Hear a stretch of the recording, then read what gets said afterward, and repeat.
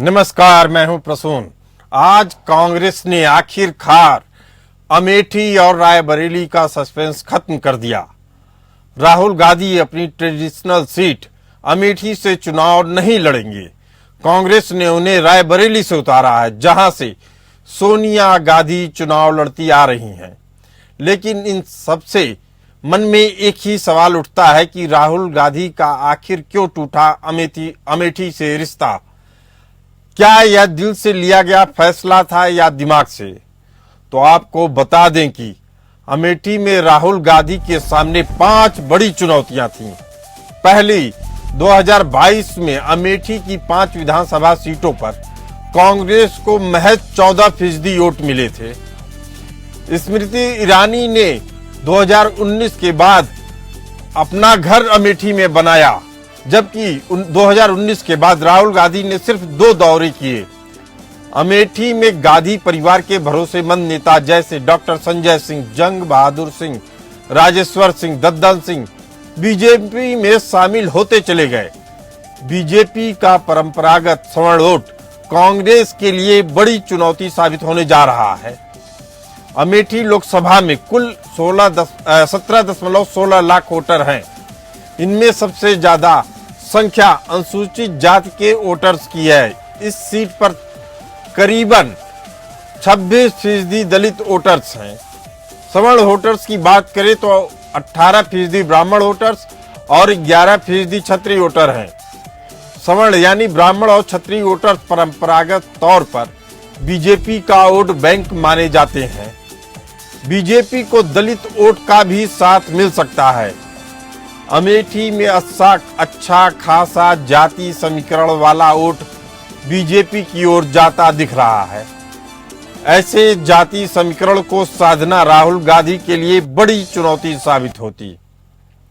ऐसे में एक सवाल और उठता है कि राहुल गांधी 2024 में अमेठी से लड़ते और हार जाते तो क्या असर होता? राहुल का अपने ही गढ़ में स्मृति से एक बार फिर से चुनाव में हारना उनकी छवि पर बड़ा झटका साबित होता। कांग्रेस का बचा कुचा ब्रांड और उसके रिवाइवल की कोशिशों पर बड़ा असर पड़ता। रायबरेली कांग्रेस और राहुल दोनों के लिए कम जोखिम भरा होगा। राहुल के लिए स्मृति को हराना मुश्किल होता। अमेठी सीट पर 2019 के चुनाव की तरह ही माहौल बना हुआ है। कांग्रेस के आत्मविश्वास को भी इससे धक्का लग रहा है। आने वाले समय में कांग्रेस यूपी में खत्म होने की कगार पे आ जाती। राहुल गांधी ने भावनात्मकता को छोड़कर राजनीतिक विवेक से चुनाव लड़ने का फैसला लिया।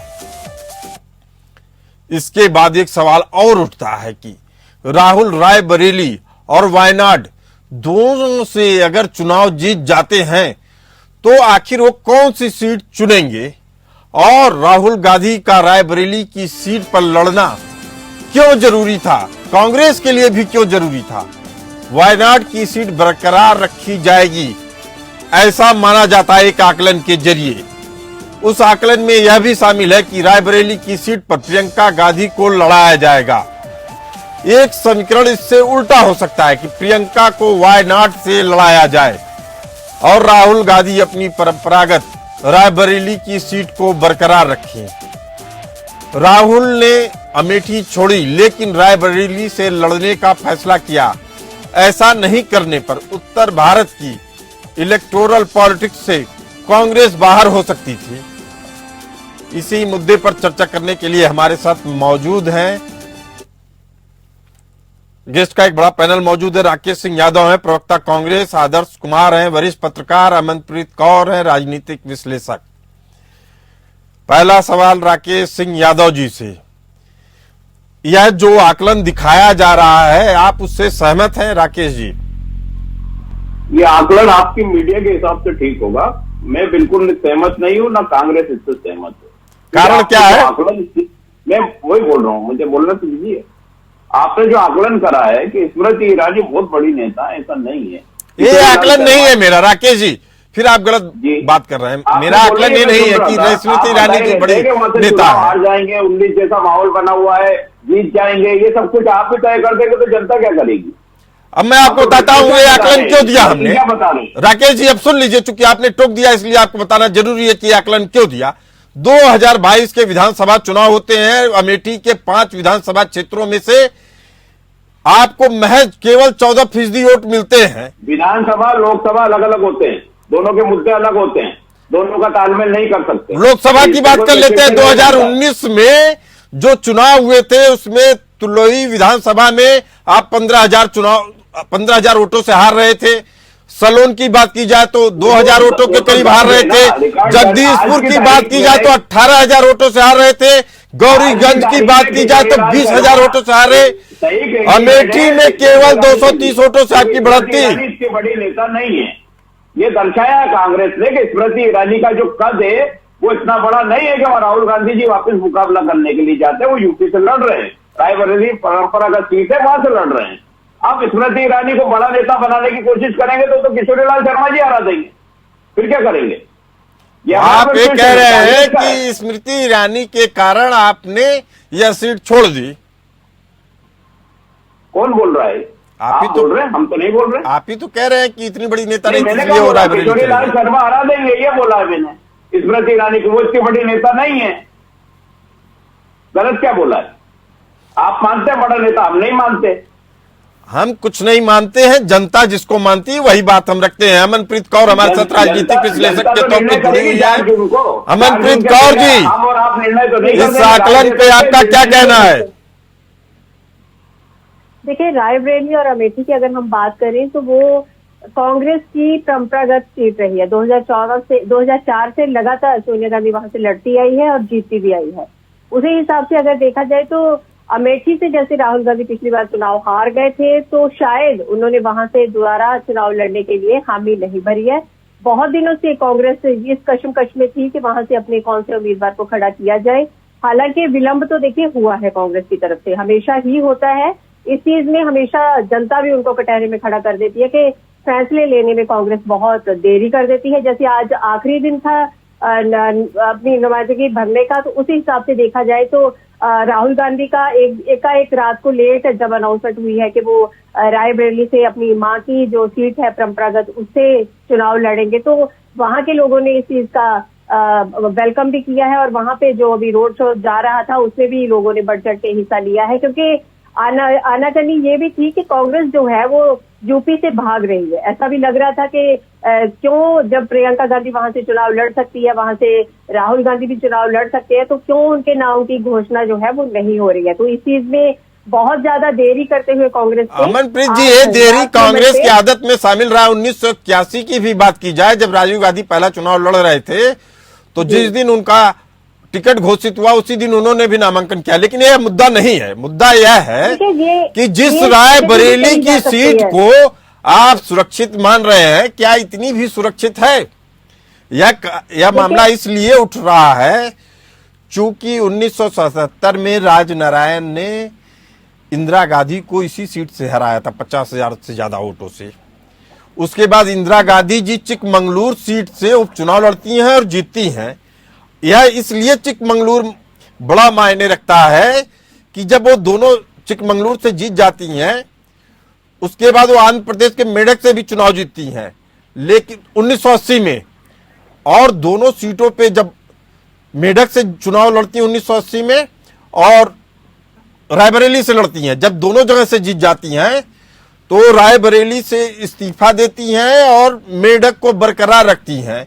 इसीलिए यह सवाल उठ रहा है कि क्या रायबरेली से जीतने के बाद राहुल गांधी भी वायनाड को बरकरार रखेंगे कि रायबरेली में ही बने रहेंगे? अमनप्रीत, दो सीटों पे चुनाव लड़ना कोई नई बात नहीं है। प्रधानमंत्री भी हमारा आकलन केवल ये है कि किस सीट को बरकरार रखेंगे, इस पे आकलन हम रख सकते हैं। देखिए, ये तो उनकी प्लानिंग एंड प्लॉटिंग बाद में होगी ना, जब वो चुनाव जीतेंगे। अभी तो क्या ही कर सकते हैं हम और आप, और उसमें मुझे लगता है कि बहुत जल्दी होगी कुछ भी आकलन के लिए। अमनप्रीत जी, आपसे हम चर्चा कर रहे हैं, हमारे साथ राकेश जी मौजूद हैं। अगर दोनों सीटें आपके लिए परंपरागत सीटें मानी जा रही हैं 10 साल हो गए वायनाड के लिए अगर माना जाए तो, और ऐसे ही आपके लिए रायबरेली भी बहुत मायने रखती है। तो क्या माना जाए जिस भी संसदीय क्षेत्र से आप छोड़ेंगे उसका नुकसान होगा पार्टी को?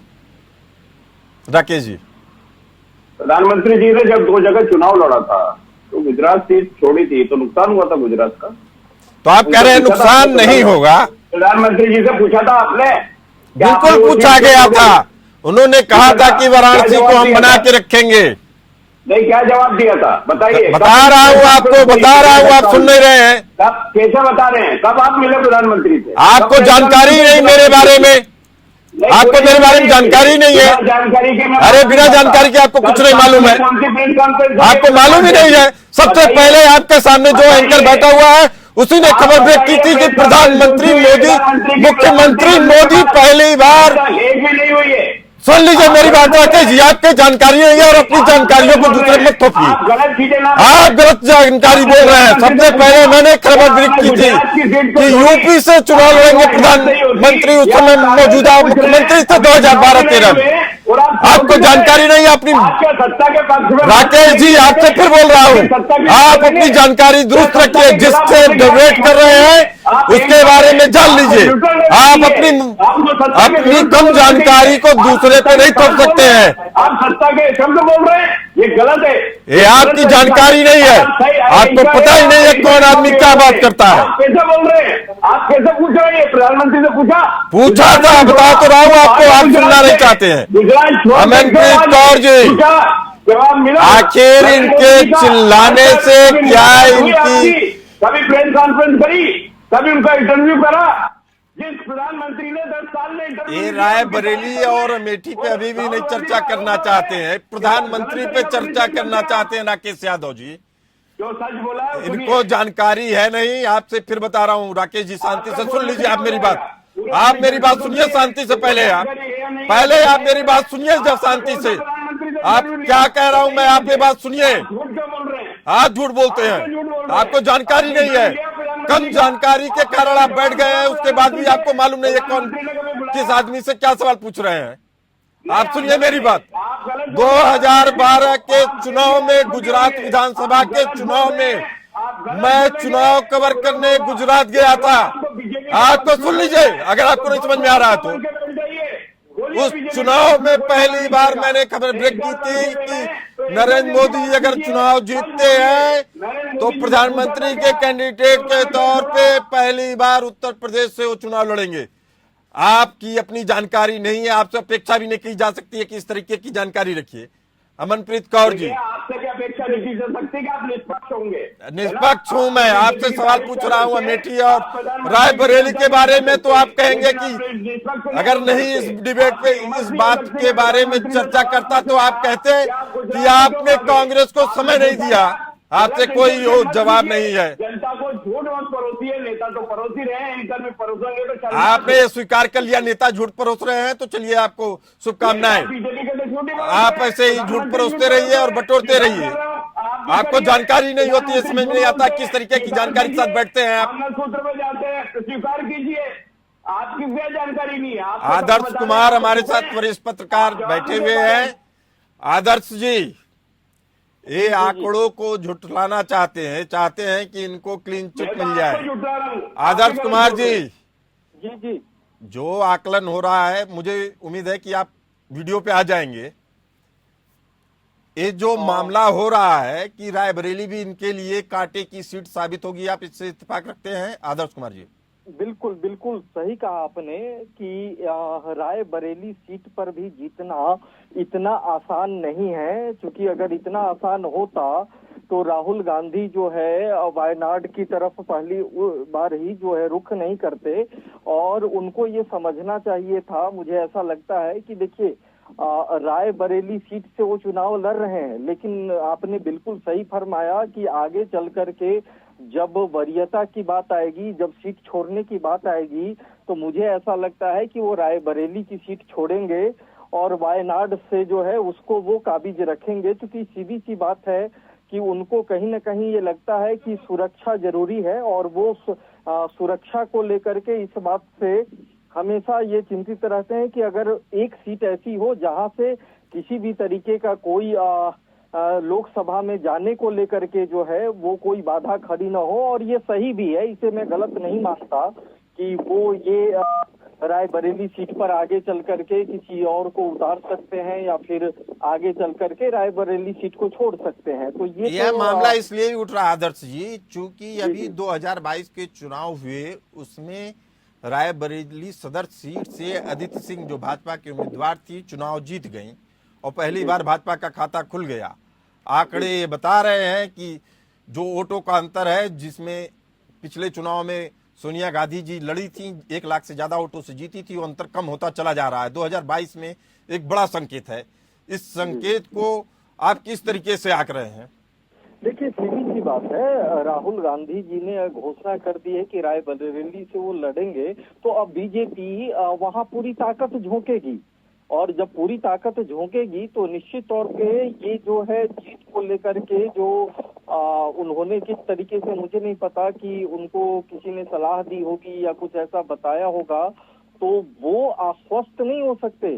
रायबरेली के लिए भी उनको मशक्कत करनी पड़ेगी और रायबरेली भी उनको जाना पड़ेगा। बिना गए अगर वो ये सोचेंगे कि रायबरेली सीट यूं ही निकल जाए और वो बाकी देश के अन्य हिस्सों में अब चुनाव प्रचार करते रहें, तो ऐसा होने वाला नहीं है। रायबरेली ऐसा होने वाला नहीं। अमनप्रीत कौर जी, बात करें 1996 की, 1998 की, तो यहाँ से कांग्रेस उम्मीदवार 2 बार हार चुके थे। शीला कौल के बेटे थे विक्रम कौल, वो 1996 में हारे, और शीला कौल की बेटी थी दीपा कौल, 1998 में चुनाव हारी।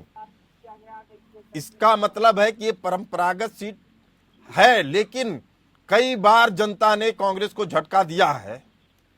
1996-98 में वहां से बीजेपी के कैंडिडेट अशोक सिंह 2 बार चुनाव जीते, बाद में 1999 में सतीश शर्मा जीते, उसके बाद लगातार ये जीतते आ रहे हैं। लेकिन अगर ऐसा ही सेटबैक मिलता है तो आप इसे किस तरीके से आंकेंगी कि कांग्रेस केवल दक्षिण भारत की पार्टी बन के रह गई है? देखिए, चुनाव जो है वो लड़ना और जीतना वो अलग अलग बातें हो जाती हैं। अगर इसका रिजल्ट की हम बात करें तो कोई भी प्रत्याशी जो है वो इस चीज की गारंटी नहीं ले सकता कि वो अगर चुनाव लड़ रहा है तो वो निरसंदेह ही वहां से जीतेगा। ये सिर्फ और सिर्फ वहां के जो वोटर्स हैं उनको पता होता है। वोटर्स वोटिंग वाले दिन किसको वोट देते हैं या फिर ये बड़ा मामला होगा।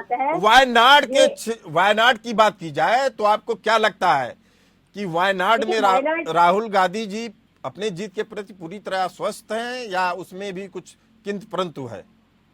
देखिए, वायनाड की सीट की अगर बात करें तो कांग्रेस जब बहुत उनका ग्राफ जो है नीचे जा रहा था तब वहां से राहुल गांधी चुनाव जीते थे।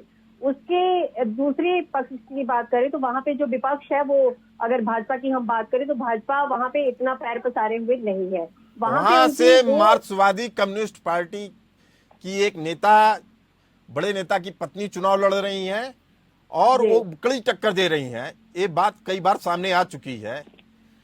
हमारे साथ आदर्श जी हैं। आदर्श जी, वायनाड के लिए कितना मजबूत दावा राहुल गांधी का?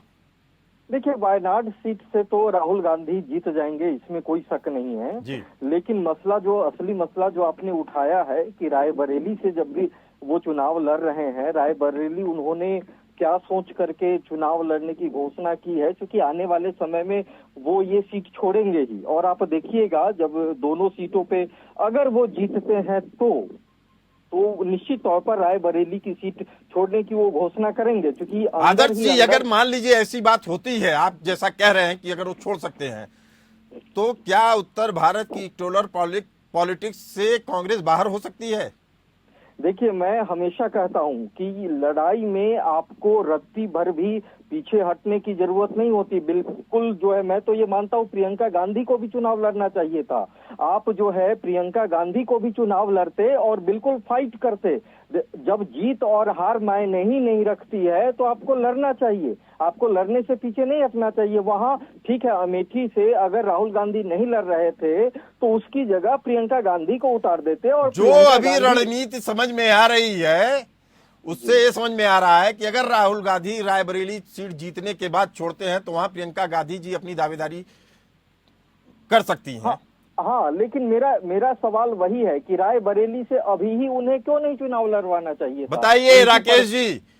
प्रियंका गांधी जी को क्यों नहीं लड़वाया गया? ये आदर्श जी का सवाल है परंपरागत सीट है उनकी, उनको लड़वाना चाहिए था जी। और जब फाइट हो रही है, जवाब जब ले लेने मुकाबला दीजिए हो राकेश जी रहा से। है, तो बिल्कुल खुल करके लड़िए। राकेश जी। लड़ने से पीछे हटना के इससे क्या होता कि कांग्रेस के कार्यकर्ताओं में एक मैसेज जाता। राकेश जी की बात जवाब ले लीजिए आदर्श जी, पीछे नहीं हट रहे हैं। राकेश जी की बात लीजिए। हाँ राकेश जी, देखिए, कांग्रेस कैसे टिकट तय करेगी, क्या निर्णय होंगे, ये दूसरे दल के प्रवक्ता या दूसरे दल के सलाहकार तो तय नहीं करेंगे। ये वरिष्ठ पत्रकार है। मेरी बात तो सुन लीजिए, सुनिए आप भी बोल लीजिए, आपको सुनना ही नहीं है तो नहीं आप भी बोल लीजिए। अरे सुनना आदर्श नहीं है जी, तो। राकेश जी को सुनिए पहले, बीच में फिर बोला आपसे क्या? जवाब लेंगे। मैं आपके बीच राकेश में जी बोला आप नहीं अपनी ना। बात रखिए जी। हाँ, तो आप सुन लीजिए। पत्रकार हो, देश के बहुत बड़े इंसान हो, सबके लिए प्रणाम है, आप सभी सम्मानीय है। बस अब बोलूं मैं, कांग्रेस का निर्णय कांग्रेस करती है। पहली बात, निर्मला सीतारमण को चुनाव नहीं लड़ाया, हम तो पूछने नहीं आए प्रधानमंत्री से, क्यों नहीं लड़ाया साहब? वित्त मंत्री थी, पैसे नहीं थे भरने के लिए, ऐसी बुरी हालत हो गई उनकी, हमने नहीं पूछा क्योंकि उनका इंटरनल मामला है। कांग्रेस कहां से किसको टिकट देगी? राहुल जी उसके बाद कौन सी सीट छोड़ेंगे? अरे प्रधानमंत्री जी पे चर्चा कर लीजिए कि उनकी सत्ता वापस आ रही है कि नहीं आई। इसका क्यों घबराए हुए? विकास की बात नहीं कर रहे हैं। कभी मंगलसूत्र, कभी मुसलमान, कभी ज्यादा बच्चे पैदा करने वाले, कभी रोन लगते हैं, ये क्यों कर रहे हैं?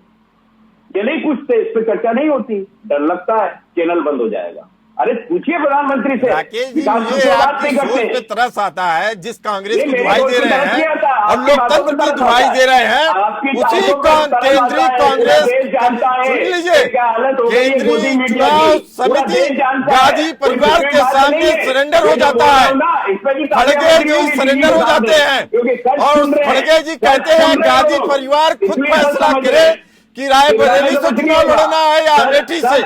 किस लोकतंत्र की दुहाई दे रहे हैं आप? प्रधानमंत्री ने क्यों खड़गे जी खुद कह रहे हैं कि आप लोग केंद्रीय चुनाव समिति को एक तरीके का बधुआ मजदूर बना दिए हैं, लेकिन आप लोकतंत्र की दुहाई देते हैं। इसी कारण से कांग्रेस की यह गति हुई है।